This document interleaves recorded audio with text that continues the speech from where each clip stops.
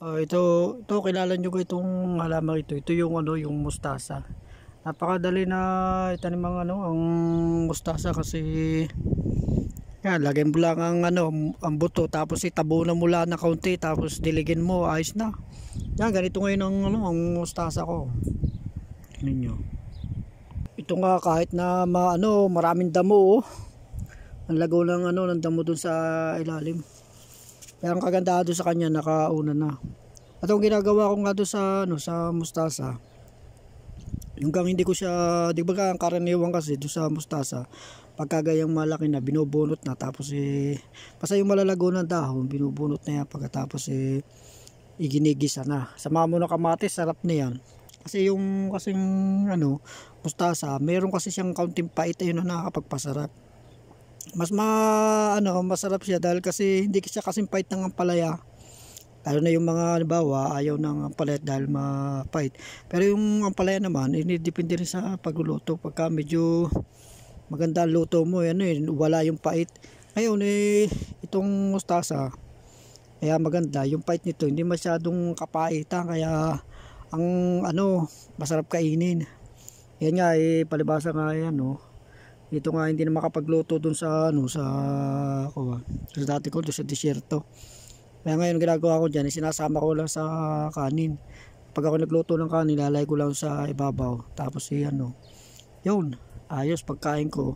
Tapos sama ko lang ng yogurt. Maganda kasi yung yung halimbawa meron kang sakit-sakit tiyan, bawa kasi hindi may iwasan nakakaroon ng bakterya yung ating tiyan. Maganda yan. Kasi nakakalinis kahit nga yung halimbawa kinasugatan, tapos ang gawin mo magdiktikan na yung mustasa, pagkatapos yung katas niya ilagay mo doon sa sugat at nawawala yung mga paga ng sugat, gumagaling agad. Kaya mahusay yan. Ay ako naman pag ako nag-ano na yan, hindi ko yan binubunot kasi nga ginagawa ko para ako laging may kukuha lang ako ng dahon, yung mga dahon tapos yung mga bukong bulaklak, mga paborito ko, sarap na ng mga bukong bulaklak na yan, yung mga buko pa, yung mga ganito yan, maganda yung yan ang kinukuha ko. Kaya ito nyo hanggang ngayon may nakakuha pa ako na ayan, tagal ko na, kita nyo yung ibabaw niya kaya yan putol-putol nakukuha lagi.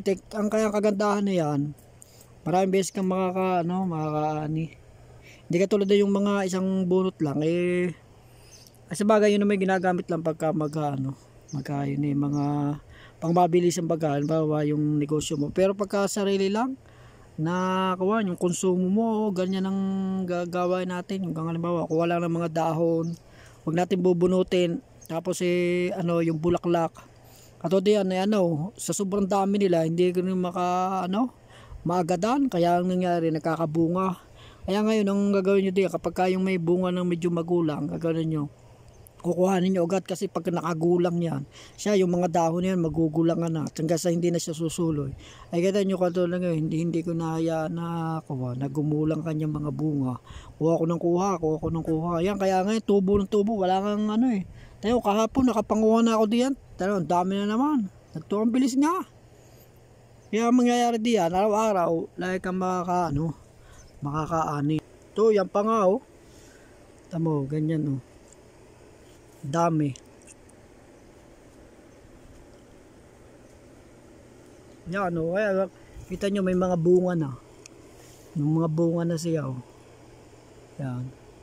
Kanina yung pinagkukuha ko yung mga bunga.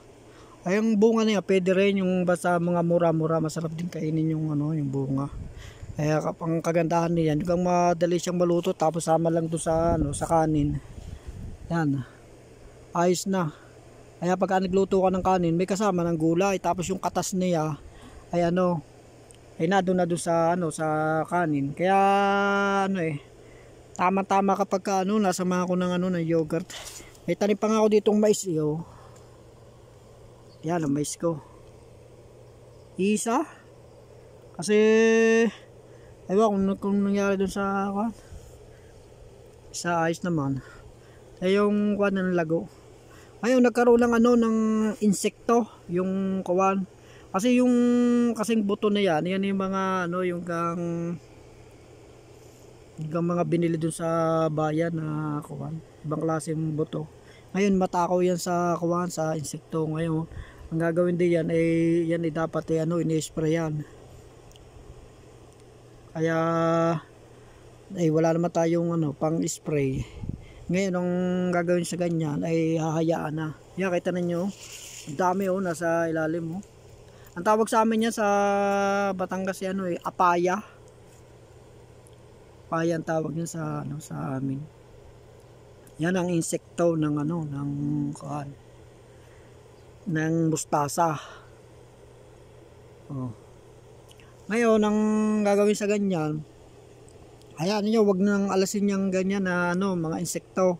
Tapos hayaan, kasi dito naman mga talbos-talbos niya, mabilis kasi siya lumago. Kaya nangyayari yung mga insekto niya na doon sa ilalim. Ngayon yung mga nasa ibabaw lang ang kukuhanin natin. Tapos wala naman siyang insekto. Ngayon kapag yung insekto na yun dumami talaga ng dumami.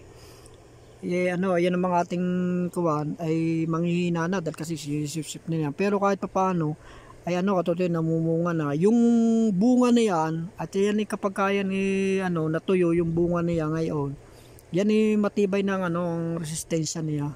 Tapos yan ngayon ang ating itatanim. Ngayon kapag yan sumibol yung bunga niya, ayan ang napakatibay na sa kahit yan dapuan siya ng ng apaya, yung ganyang insekto, matibay na.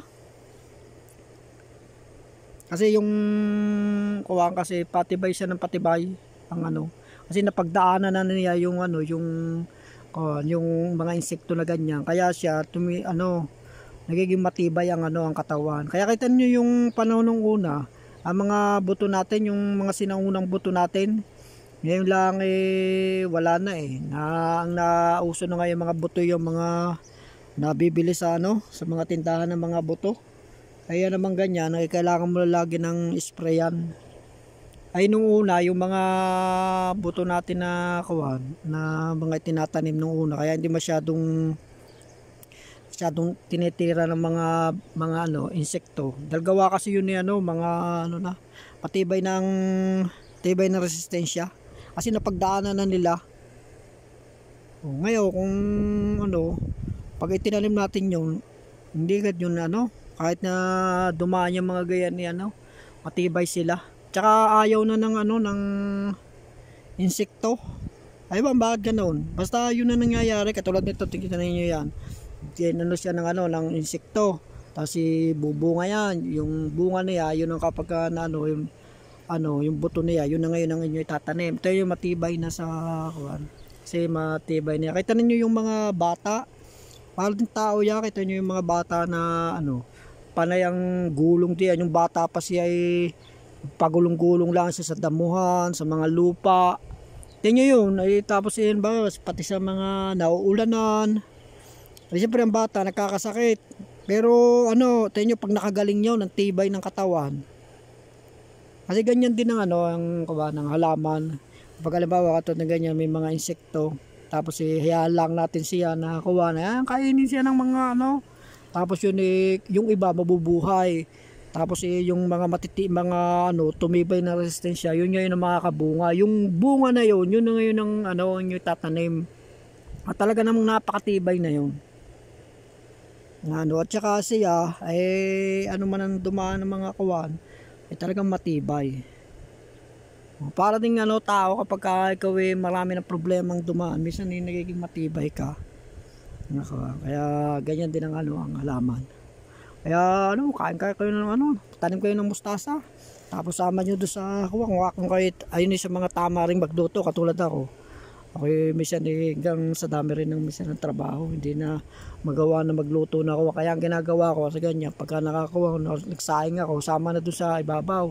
Tapos pagkakakain, sasamahan ko nila ng yogurt. Ayos din ang yung kain, hanggang siya mapait-pait ng kaunti. Tapos yun namang yogurt ay masim-masim. Kaya para mabagang lasa, ang sarap ng ng kain. Minsan niya ay parang kulang pa ang aking sinaing, lalo kapag napapasarap ang kain. Parang aling-aling ng ubusin yung kanin. Kaya yung ganyan ang inyong Ayun gawin. Ayun, inamana ko lamang sa ano, yung kasi dito, pagka nagluluto sila ng kanin, kasama yung ano, ang sinasabaw nila doon sa kanin, yung pinaglagaan ng manok. Kaya tira nyo yung mga ano dito, kasi yung kanin na nabibili sa kawan. Ang sarap, kahit kanin lamang, ang sarap kainin. Kasi ang gawa nila, kung ano, ilalaga nila yung manok, di maraming tubig yung pagkatapos yung pinaglagaan niya, yun ang isasabaw sa kawan, sa kanin. Pagka kayo nag ano ng bigas, yun yung itutubig. Kaya ang sarap ng lasa ng ano. Ngayon naisip ko naman, sabi ko bakit kaya hindi kung ginagawa nila yung sa ano, sa karne. Lahat ng karne, kahit yung baway karne ng ano, karne ng kambing, ng karne ng tupa, karne ng baka. Kasi yun ang pinaglagaan nila ay ano, ayun ang isasabaw nila dun sa bigas. Kaya ang kanin ay masarap kainin. Ngayon naisip ko, convert ko na ngayon sa gulay. Ang ginagawa ko ngayon, kino-convert ko sa gulay. Tapos pagka ano ko, kasama na yung katas ngayon ng ano ng gulay katulad nitong mustasa, mapunta na dun sa ano sa kanin. Kaya ang kanin, lasang-lasa mong gulay. Yan katulad nito, itong aking alugbate, ganyan din ginagawa ko. Ngayon, ginagawa ko din, kuha na yung mga dahon. Ay ngayon wala na, dami kong nakuha din na ano, alugbate, kaya babagong kuha ko lamang yan. Kaya putol-putol yan. Ang katanga pati sa alugbate, ang bilis niyan tumubo. Pagka tubo ito, mabibilis itong ano, ginagawa ko diyan. Ano, yung mga dahon at saka mga tangkay, mura naman. Ano, pinuputol-putol ko lang tapos isama na rin sa kanin. Ay, ang kanin ituloy ano, naglalasa ang alugbate. Tapos samahan ko rin ng ano, ng yogurt pag ako'y kakain. Ah, sarap ng lasa. Kaya kamatis ko dito, nagkaano na. Naglaki yan na yung mga bunga oh. Kamatis, yan, dyan lang oh. Daming bunga. Ayan yan oh, samentado yan, doon lang yun nakaano, doon sa singit ng kakaunti ang lupa niya dahil ngayon ko ah. Singit-singit, tapos yung talong oh, nakasingit lang yun sa pagitan ng samento. Kaya kahit samentado, pwede tayong magtanim. Yan oh, ganyan yung ano, yung yogurt na ano, sinasama ko doon sa pagkain. Yan ganyan, fresh yogurt. Yan maganda yan. Kasi yan lasa niya yung gang masim-masim siya. Ang asim niya yung gang medyo mababa ang asim niya kaysa dun sa kamatis. Yan kaya ganyan ang ano. Ang kulay puti siya na ano parang cream. Yan masarap ang lasa. Yan ganyan naman ang kawang kasama na siya ng ano ng kanin. At saka yung ano yung nakain ko na yung ano yung iba. Pati yung mga, yan yung kulay dilaw na yan, yan ang ano, pinaka-bulaklak na yan. Yung mga dilaw-dilaw. Kasama na yan ng ano, ng kanin, yung dami ko na nakain kanina na kuhan. Kasi inuuna ko yung kainin, kasi ang sarap kasi niya, dahil kasi medyo, ang pait kasi niya, hindi talagang siyang mapait na sobra. Tayo naman, kailangan natin, kumain tayo ng ganyan, ng mga papapait. Kita niyo yung ano, yung mga gamot. Diba ang mga gamot, kalimitan lasahin ninyo at mga papawait. Kaya maganda yan sa ano sa katawan. Ito yung gamot at nakakatulong sa katawan para halimbawa tayo may karamdaman ay ano gumagaling tayo. Kaya yung mga mapapait na ano ay yun ang napakagandang pampagaling sa ating mga karamdaman. Ngayon meron naman tayong gulay na mga ano mapapait katulad nga ng ano ng ampalaya. Tsaka yan nga ito yung mustasa, medyo mapait-pait siya. Yung anong medyo mapait din yung dahon ng bago. Ayun kung may bago dun sa ano sa inyo. Mahusay din yun kasi medyo mapait-pait siya. Masama, ang ganda rin isama sa ano sa gulay. Yung katulad na yung malunggay, minsan pagka medyo mapait-pait, hindi kaya minsan ayaw natin. Pero yung pait na yon ay ano, di kami sa pag nagluto tayo, mayroong malunggay na mapait. Yun maganda sa katawan natin yun. Dahil nga, ang isang ang basihan doon, yung karamihan ng gamot, pag inyong tinikman, ay mapait. Ito yung mga tabletas na pag tikman ninyo, ang pait. Kasi nga, yung pait na yun, yun ang pinakapambalan sa ating ano. Ay ngayon, kung mayroong mga tayong gulay na ano, tulad ng ganito, ay di, yun na lang ano, pamisa-misa na yun ang ating kainin para ngayon ang ating katawan ay magkaroon ng balance kasi hindi kasi minsan maiwasan yung gang matakaw tayo sa mga mamantika na pagkain tsaka yung mga lalo na yung mga matatamis lalo pag may mga party-party di yan di kay ang matamis lagi nating natututukan. Ngayon, pagka ay pangain tayo ng ganito, yung pait, para ang ating katawan ay magbalanse. Para hindi naman yung kasi alam nyo, sarap kong kumain ng mga kuwa, masarap uminom ng kape, lalo kapag ang kape mapait-pait na matamis-tamis. Ay ang pag-inom naman natin ng kape, kapag tayo napapatagal na napapalimit magkape, yung albawa, lagay natin ng asukal isang kutsara. Kapag lagi tayo nagkakape, o kaya tayo lagi nagtsatsaa, anong nangyayari diyan? Minsan, yung isang kutsara na asukal, ay minsan hindi na pwede sa atin, dahil kasi parang yung tamis niya, ang ating dila, nai-immune na. Ngayon, ang gagawin natin, para malasahan ulit natin yung tamis, dadagdagan natin ng kaunti, hanggang sa mapansin ninyo, parang minaparami pala ng ang masukal natin nakakain. Alam nyo naman ang lalo kapag tayo medyo nakakaedad na, bawal na yung ganyang mga matatamis, medyo kailangan tayo. Ngayon, ang isang nga sa kuwa, kain tayo ng ganito, yung medyo mapapait, katulad nga nito, nakakuha, siya, kabayan, kain tayo. O siya, sige, hanggang sa muli. Sarap kumain, dahil kasi ang ginagawa ko, sinasama ko nga lang yung yogurt. O sige, kain muna ako. Sige, salamat.